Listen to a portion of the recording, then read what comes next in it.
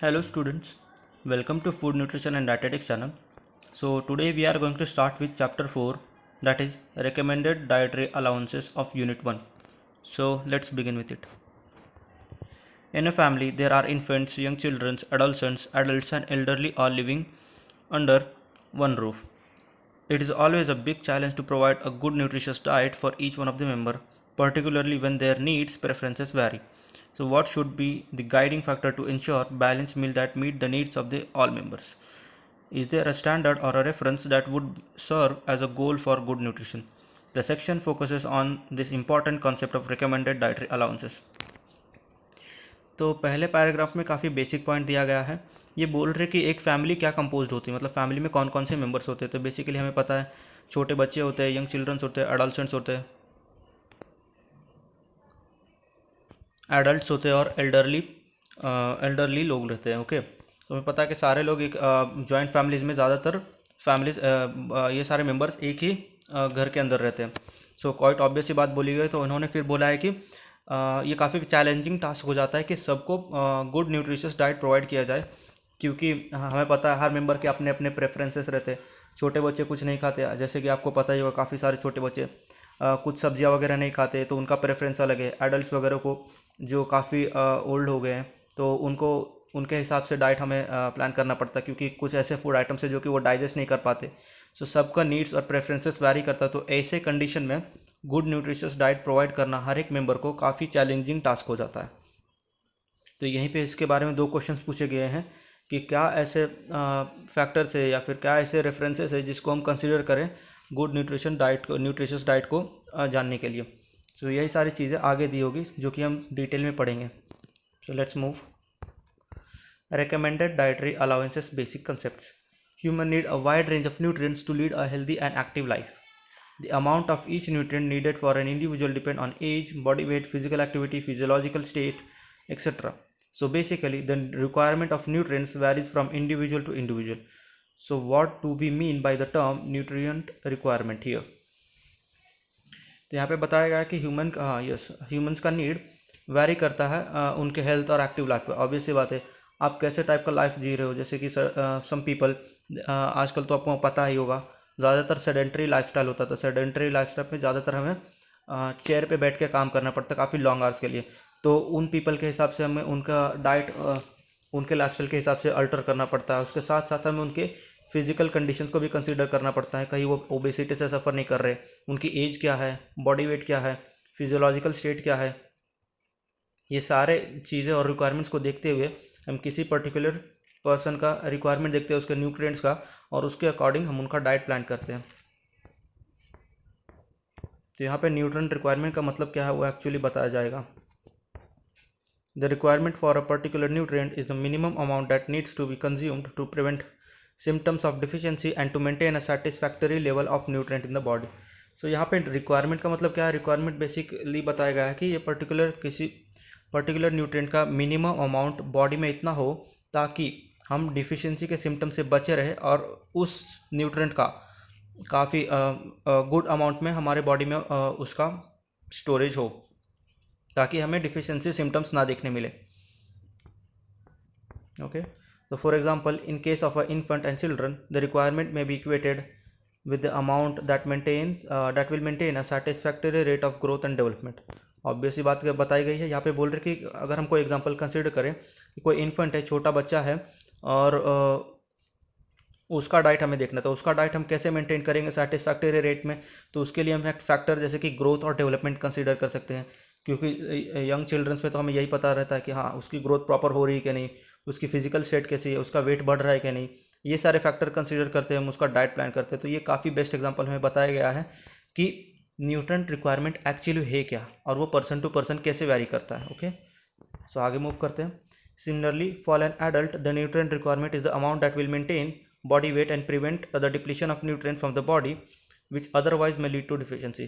वैसा ही बताएगा एडल्ट्स के बारे में कि न्यूट्रिएंट रिक्वायरमेंट मेंटेन करता है बॉडी वेट को, और ये डिपेंड करता है कि पर्सन का बॉडी वेट क्या है, उस पर्सन की बॉडी में कोई डिफिशियंसी डिसऑर्डर्स तो नहीं है। ये सारे फैक्टर्स को कंसिडर करते हैं हम उनका डाइट प्लान करते हैं, जैसे कि उनकी हेल्थ अच्छी रहे। Okay, In physiological conditions like pregnancy and lactation, adult women may need additional nutrients to meet the demand of fetal growth along with their own nutrient need.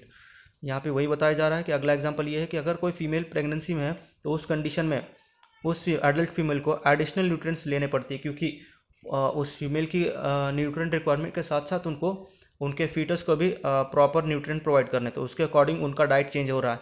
सो यहाँ पे हम देख रहे हैं कि कैसे पर्सन टू पर्सन और इंडिविजुअल टू इंडिविजुअल कैसे न्यूट्रिएंट्स की नीड और उनकी डिमांड कैसे चेंज हो रही है. ओके, सो आपको ये नोट करना है, समझना है. Next is, now within each group there may be individual variation in the nutrient requirement. For instance, there may be a period of low intake of a quality of diet may also vary. Similarly, the effect of cooking and processing may also be different and bioavailability of a nutrient from the diet may also vary. तो यहाँ पे बताया जा रहा है कि जैसे कि हमने देखा ऊपर कि कैसे age group to age group या फिर फिजिकल कंडीशन से हिसाब से हम डाइट को अल्टर कर रहे हैं, और हर इंडिविजुअल का डाइट उनके फिजिकल कंडीशंस और उनके बाकी सारे फैक्टर्स को कंसिडर करते हुए हमें प्लान करना पड़ता है. ओके, अगर हम एक एग्जांपल ले लें कि कोई पर्सन है जो कि किसी पीरियड ऑफ टाइम के लिए लो इनटेक कर रहा और क्वालिटी डाइट नहीं ले रहा, तो ये दो कारणों से होता है. या तो उसकी फाइनेंशियल कंडीशंस अच्छे नहीं है, और या फिर कुकिंग प्रॉपरली नहीं किए जाते. आप सोच रहे हो कि कुकिंग कैसे अफेक्ट कर सकता है. सो कुकिंग भी काफ़ी इंपॉर्टेंट रोल प्ले करती है. और यहाँ पे बताया भी गया है कि बायो अवेलेबिलिटी बारे में, जो कि काफ़ी इंपॉर्टेंट टर्म है, और इसका डेफिनेशन भी हमें दिया गया है ये बॉक्स में आप जो देख पा रहे होंगे, this one. So I will explain this. So bioavailability क्या है? Bioavailability refers to the release of nutrients from the food, its absorption in the intestine and bio response. तो यहाँ पे तीन चीज़ें बताई कि बायो अवेलेबिलिटी क्या है. ये है release of nutrients from the food, दूसरा है उसका एब्जॉर्प्शन इंटेस्टाइन में, और तीसरा बायो रिस्पॉन्स. तो तीनों का मतलब हम समझेंगे. तो पहला है रिलीज ऑफ न्यूट्रिएंट्स, मतलब वो फूड जो न्यूट्रिएंट्स रिलीज कर रहा है उसको हम किस तरह से कंज्यूम करें कि ताकि हमें मैक्सिमम उस फूड से न्यूट्रिएंट ऑब्टेन हो. जैसे कि कोई फूड आइटम्स हो सकता है जैसे कि फ्रूट्स वगैरह, उसको हमें अगर रॉ में ही लें तो ज़्यादा बेटर रहेगा, उसके न्यूट्रिएंट ज़्यादा हमें मिलेगी. वही अगर हम उसको बॉईल कर रहे हैं या फिर कुछ और तरह से उसको प्रिपेयर कर रहे हैं तो उसका न्यूट्रिएंट क्वांटिटी वैरी कर सकता है. तो ये एक इंपॉर्टेंट फैक्टर हुआ. दूसरा है उसका एब्जॉर्प्शन. अब ये भी वैरी कर सकता है. ठीक है, आप न्यूट्रिएंट क्वालिटी आपने देख लिया, उसकी कुकिंग प्रॉपरली कर ली, जिस तरह से उसको कंज्यूम करना चाहिए वो भी देख लिया, बट आपकी एब्जॉर्प्शन कैपेसिटी कैसी है, आपको कोई इंटेस्टाइनल डिसऑर्डर्स वगैरह तो नहीं है, ये सारे फैक्टर्स भी रिस्पॉन्सिबल होते हैं. और तीसरा बायो रिस्पॉन्स. ये ऑब्वियस सी बात है, बायो रिस्पॉन्स वर्ड ही बता रहा है कि हमारी बॉडी उस फूड के अकॉर्डिंग या फिर उस न्यूट्रिएंट के लिए कैसे रिस्पॉन्ड कर रही है. तो ये तीन फैक्टर्स है इंपॉर्टेंट जो कि बायो अवेलेबिलिटी के बारे में बताई गई है. सो आपको ये नोट करना चाहिए, काफ़ी इंपॉर्टेंट डेफिनेशंस और काफ़ी बार पूछी जाती है. So you should note this. तो यहाँ पे हमने समझा कि कैसे कुकिंग भी हमारे न्यूट्रिएंट डाइट को अफेक्ट कर सकती है. आगे मूव करते हैं.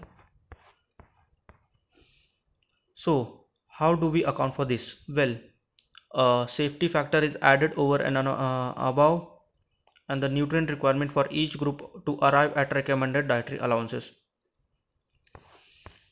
यहाँ पे एक बॉक्स दिया गया है जहाँ पे दिखाया गया है कि requirement plus safety margin equal to recommended dietary allowances. काफ़ी क्लियरली उन्होंने बताया, बिल्कुल कंसाइज करके पॉइंट टू पॉइंट बताया. उन्होंने बोला है कि requirement plus safety margin recommended dietary intake के बराबर होता है. मतलब हमारी बॉडी की रिक्वायरमेंट क्या है और उस पर्टिकुलर न्यूट्रिएंट की कितनी सेफ्टी मार्जिन होती है, इन दोनों को कंसिडर करते हुए हमारा रिकमेंडेड डाइटरी इंटेक होना चाहिए ताकि हम अपनी प्रॉपर हेल्थ मेंटेन कर सकें और हमें कोई डिफिशियंसी डिसऑर्डर फेस ना करनी पड़े.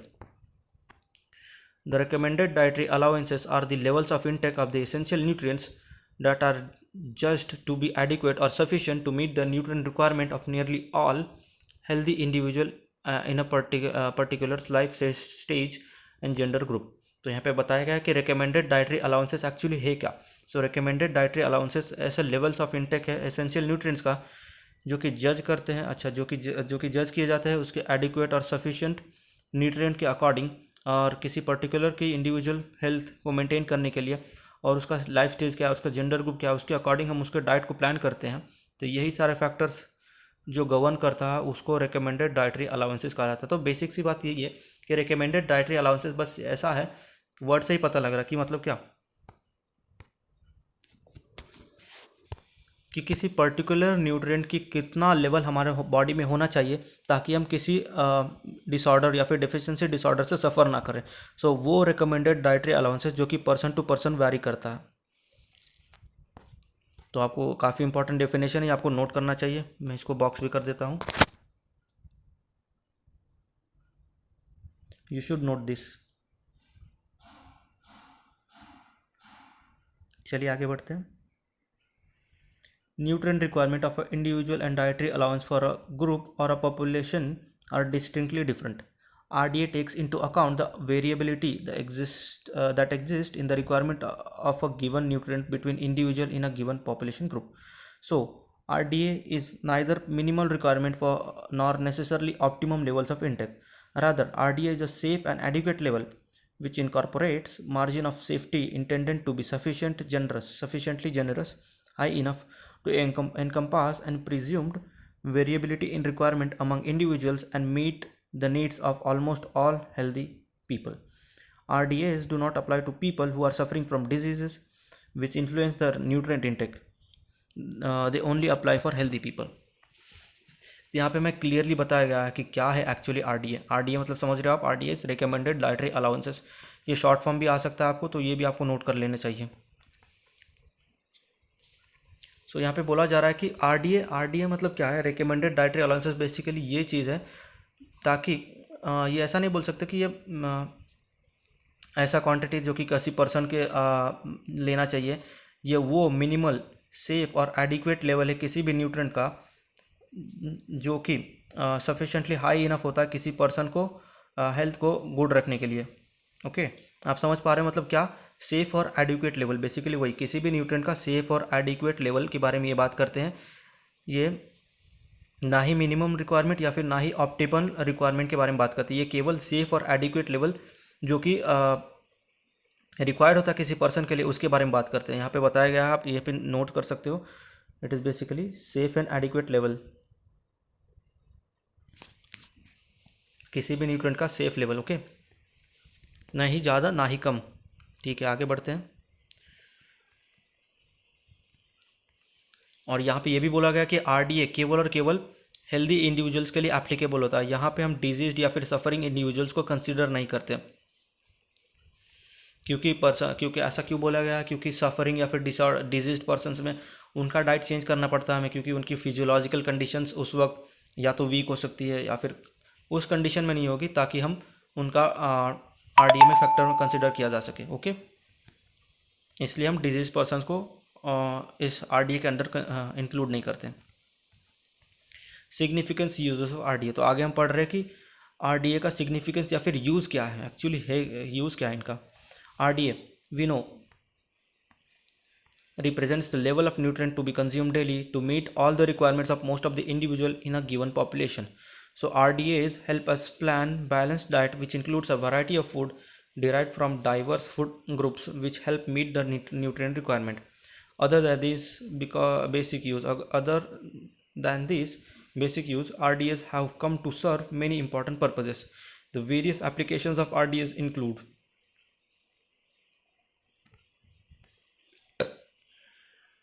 तो यहाँ पे बताया जा रहा है कि आरडीए जैसे कि हमने ऊपर पढ़ा वो सेफ या फिर मार्जिन लेवल है जो कि किसी पर्टिकुलर पर्सन या फिर किसी पर्टिकुलर इंडिविजुअल की डाइट प्लान में इंक्लूड करने डाइट प्लान करने के लिए हेल्प करता है हमें, ताकि हम और इसमें वैरायटी ऑफ फूड आइटम्स भी इंक्लूड किया जाता है। ओके, सो हम आरडीए के रेफरेंसेस को देख के किसी पर्टिकुलर पर्सन का डाइट प्लान कर सकते हैं और उसका मार्जिनल या फिर सेफ्टी लेवल देखते हुए प्लान कर सकते हैं। ठीक है, तो यहाँ पे बताया जा रहा है, कुछ पॉइंट्स दिए गए हैं जिसके बारे में पढ़ेंगे। Comparison of individual intake to the RDA allow an estimate to be made about the probable risk of deficiency about individual. Okay, modifying nutrient requirement in clinical management of disease to help public health nutritionists to compare diet for a school, hospital, prisoners, etc.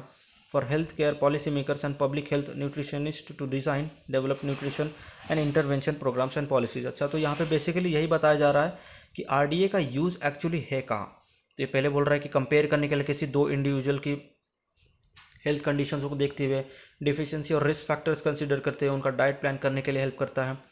किसी particular person clinical management, अच्छा कोई particular person किसी disorder से सफ़र कर रहा है, सो उसका nutrient modify करने के लिए भी हेल्प करता है। ये काफ़ी सारे न्यूट्रिशनिस्ट मतलब जो न्यूट्रिएंट प्लान करने वाले होते हैं, डाइट प्लान करने वाले जो लोग होते हैं, डाइटिशियंस जिनको हम बोलते हैं, सो वो भी इन रेफरेंसेस को कंसिडर करते हुए डाइट प्लान करते हैं। स्कूल्स में, हॉस्पिटल्स में, प्रिजन्स में, health care policy makers obviously वो भी सारे फैक्टर्स कंसिडर करते हैं कि पर्टिकुलर पर्सन का डाइट क्या है, मतलब कोई डिसऑर्डर वगैरह से सफ़र नहीं कर रहे, ये सारी चीज़ों में भी इनका यूज़ किया जाता है।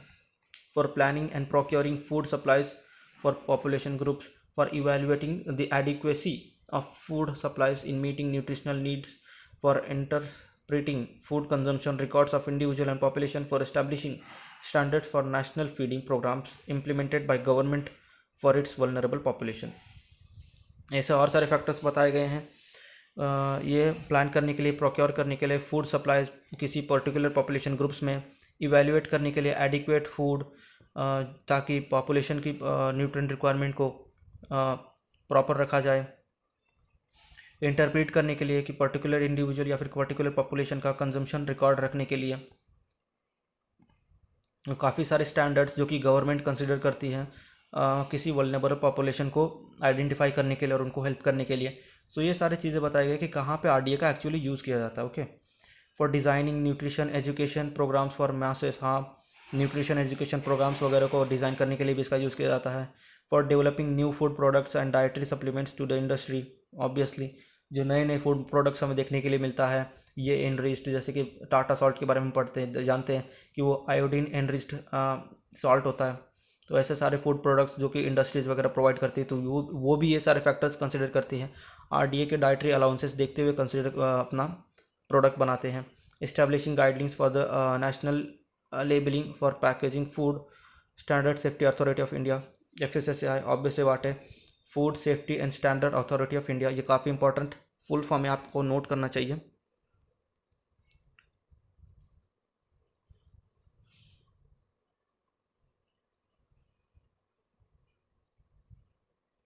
काफ़ी इंपॉर्टेंट फुल फॉर्म है, काफ़ी बार पूछा जाएगा आपको, तो आपको ये नोट करना चाहिए। सो FSSAI भी ये सारे फैक्टर्स कंसिडर करता है ताकि फूड सेफ्टी मेंटेन किया जाए, प्रॉपर एडिक्वेट अमाउंट में किसी न्यूट्रिएंट की क्वांटिटी होनी चाहिए, ये सारी चीज़ें भी कंसिडर की जाती हैं। So that was a comprehensive list of uses of RDA। Now let us learn and about the recommended dietary allowances for India. हाँ, सो ये बस हमें पॉइंट्स बताए गए कि कहाँ पे एक्चुअली RDA का यूज़ है। आगे हम पढ़ेंगे कि रिकमेंडेड डाइटरी अलाउंसेस इंडियंस के लिए क्या है।